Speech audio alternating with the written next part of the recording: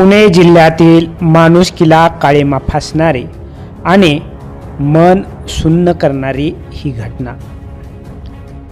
मोशी येथील रहिवासी असलेल्या सागर सदाशिव शिंदे या 29 वर्षीय नराधम पित्याने 2 चिमुकल्यांना फिरायला नेण्याच्या बहाण्याने घराबाहेर नेलं आणि त्यांचं आयुष्य संपवण्याचा क्रूर प्रयत्न केला. या अमानुष कृत्यामध्ये 3.5 वर्षाच्या हर्षदा शिंदे या चिमुकलीचा दुर्दैवी मृत्यू झालाय, तर 5 वर्षाचा मुलगा सुदैवानं या मृत्यूच्या विळख्यातून बचावलाय. आम्ही एवढीच मागणी करतोय, बाबूसाहेब, एवढ्या लहान लेकराची हत्या केली. 3.5 वर्षाचं लेकरू ते मारून टाकलं. काय त्या पोरीचं पाहतो, कचऱ्यासारखी पोर फेकून दिली. आमच्या पोराला फासावर लटकवा. उद्या हा सुटला तर आमचं काही बरं वाईट करेल. एक पोरगं वाचलं आहे, त्यालाही उद्या मारायला कमी करणार नाही. आम्हाला काय मारलं बिरलं तर आम्ही काय करणार आहे. तो अंगाने किती दांड आहे, तो सुटला नाही पाहिजे. पार त्याला फाशी द्या. आमच्यावर कृपा करा. आमचा घात करेल सुटल्यावर. आमची विनंती आहे, त्याला फासावर चढवा. परत आमच्याकडं येऊ देऊ नका. असं म्हणत एका बापाने आपल्याच पोटच्या शैतान मुलाला शिक्षा देण्याची मागणी केली. पुण्यातील जुन्नर इथं या विकृत तरुणाने आपल्या पोटच्या 2 मुलांची गळा दाबून हत्या करण्याचा प्रयत्न केला होता.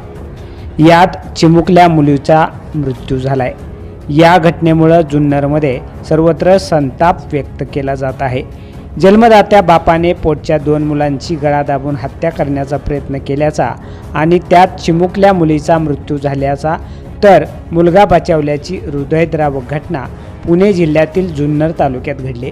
सागर शिंदे असं या नराधम पित्याचं नाव आहे. या नराधम आरोपीला आळेफाटा पोलिसांनी अटक केली. आरोपी हा सध्या पोलिसांच्या ताब्यात आहे, पण त्याचे वडील सदाशिव शिंदे यांनी रडतच सागरला फाशी देण्याची मागणी केली. पोरीची हत्या केल्यानंतर तो परत आला होता. त्याच्या चेहऱ्यावर अजिबात पश्चाताप नव्हता. दाढी आणि कटिंग करून परत आला होता. त्याचं लव्ह मॅरेज झालं होतं. त्याची बायको आणि त्याच्यामध्ये काहीतरी भांडण झालं होतं. 9 महिन्यांपूर्वी लेकरांना ती सोडून गेली होती. यानंतर त्याच्या बायकोनं पोलिसांमध्ये तक्रारही दिली होती. या विकृत सागरनं मला पोर नकोय असंही सांगितलं होतं. त्याच्या बायकोला आम्ही सांगण्याचा प्रयत्न केला, पण तिच्याकडं काही फोन नाही.